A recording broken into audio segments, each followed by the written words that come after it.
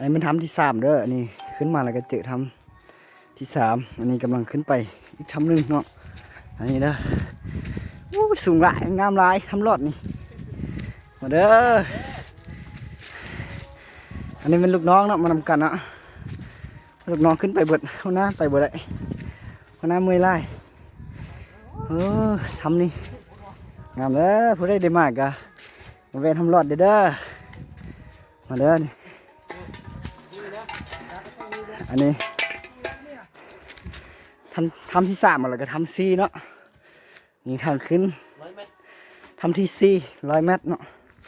โอ้คือว่าไกลเลยนี่100 เมตรนี่ไกลเลยสั่นเด้อพี่น้องเด้อ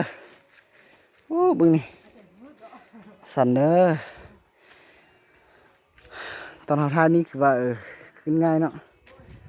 ว่าเรามาลองตัวจริงเบิ้งมาสิเป็นอะไรเนาะ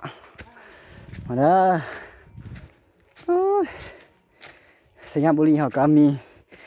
สถานที่ท่องเที่ยวนี้63 แห่งเนาะแต่ไม่ได้ไปจักเทื่อไม่ได้ไปครบอันนี้ให้กลับมาครั้งแรกเนาะในชีวิตเด้อทำรอดบันทำรอดเมืองและแขวงสยามบุรีเด้อนี่